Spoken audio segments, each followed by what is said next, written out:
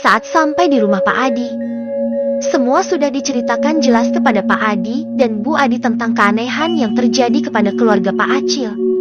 Bagaimana ini Pak? Tanya Pak Acil khawatir. Iya, Pak Adi. Ini anak-anak saya di mana?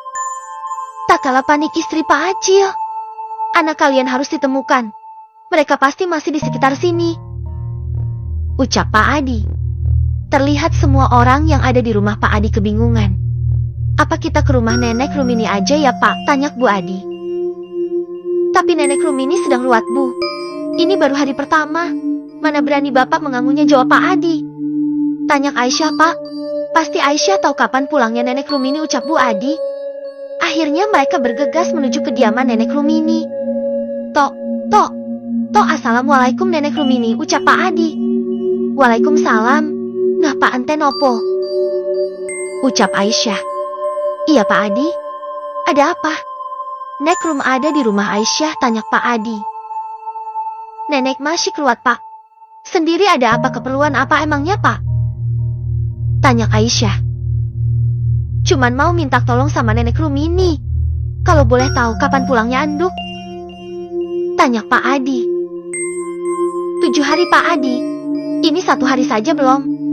Dan selama Nenek Rumini meruat tidak ada istilah istirahat. Ruat akan berlangsung selama 7 hari berturut-turut tanpa henti sebelum sampai benar-benar selesai Nenek Rumini dilarang pulang. Pak Adi, ucap Aisyah menjelaskan. Oh iya, ini siapa Pak Adi? Saya baru lihat di sini. Tanya Aisyah yang memperhatikan Pak Acil. Saat ingin berkenalan, Pak Adi langsung permisi. Kami pamit dulu, nanti kalau Nenek Rumini sudah pulang kami kemari lagi, ucap Pagi Adi. Bukankah desa ini tidak boleh dimasuki orang luar? Mengapa ada orang asing justru malah berkunjung ke desa ini? Pikir Aisyah. Pagi itu suasana di desa Lintang. Mendung matahari gak menampakkan wujudnya. Bagaimana ini Pak Adi? Tanya Pak Acil yang belum tenang. Aku sudah bingung Pak. Terus terang aja. Jika Nenek Rum masih melakukan ruat, tidak ada yang bisa kita mintai tolong. Atau kita mencari sendiri? Saran Pak Adi. Saya akan ke rumah Pak Kades. Soalnya masih pagi ini Pak. Kalau sudah malam kita tidak boleh keluar, tutur Pak Adi. Sampai di rumah Pak Kades, Pak Adi menceritakan semuanya yang terjadi terhadap petaka yang mereka alami. Bukankah di desa kita saat ini dilarang ada tamu dari luar ya Pak? Tanya Pak Kades. Saya paham Pak. Tapi saya kaget habis pulang rapat semalam mereka datang. Disitulah petaka dimulai Pak Kades. Pak Adi menjelaskan. Akhirnya siang itu warga dikumpulkan buat mencari anak dari Pak Acil. Hingga sampai sore pun belum ketemu. Warga sudah mencari ke sungai sampai-sampai ke hutan larangan. Di kaki Gunung Merapi, tetapi hasilnya nihil, tidak ketemu. Dan akhirnya mereka semua memutuskan pulang karena hari udah mulai malam. Dan di desa ini semenjak kematian Winda anak Pak Darsyan, warga desa Lintang dilarang keluar pada malam hari. Akhirnya Pak Adi pun menyuruh Pak Acil pulang aja dulu ke kota, nanti kalau Nenek Rumini sudah pulang kita cari lagi Pak. Di desa ini tidak baik orang asing berlama-lama di sini, apalagi sampai menginap Pak. Keesokan paginya tiba-tiba saja. Assalamualaikum Pak, panggil seorang wanita dari luar rumah Pak Adi. Waalaikumsalam. Cekwi. Cah Ayu, ucap Pak Adi yang kaget. Kenapa kamu pulang nak? Tanya Pak Adi yang khawatir kepada anaknya bernama Nisa. Masuk dulu masuk, ucap Bu Adi yang baru datang dari dapur. Ada rasa bahagia terpancar dari Pak Adi dan Bu Adi yang udah lama merindukan putrinya itu yang sedang kuliah di kota. Namun ada perasaan entah apa yang membuat mereka khawatir. Nisa adalah anak sematawayang dari Pak Adi dan Bu Adi. Meski tidak secantik Aisyah kembang desa Lintang, tapi mereka bersyukur mempunyai anak seperti Nisa yang kecerdasan dan prestasinya yang bisa menempuh pendidikan sampai kuliah di kota. Kok tidak kabari ibu ulu teh enduk, ucap Bu Adi. Nasi kejutan tibuk. Soalnya hari ini kuliah libur sampai bulan depan. Jadi Nisa memutuskan untuk pulang ke desa menemani ibu bersama bapak. Nisa uga rindu sama bapak sama ibu, ucap Nisa, sedangkan Pak Adi perasaannya masih belum tentu.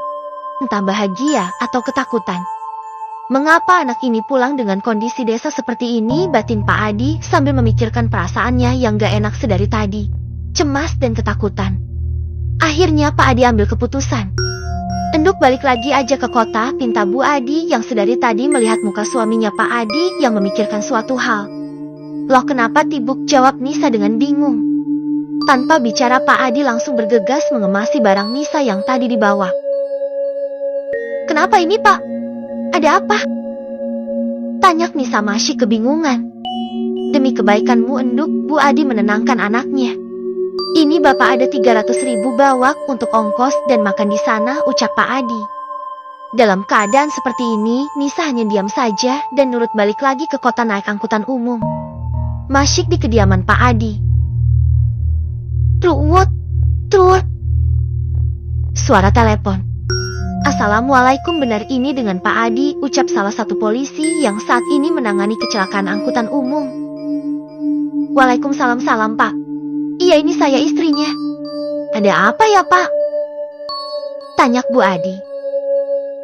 Saya turut berduka ya Bu, anak ibu yang bernama Nisa telah mengalami kecelakaan di jalan X Desa X, semua penumpang dan supir selamat Bu. Hanya saja anak ibu koma. Sekarang sedang menuju rumah sakit kota.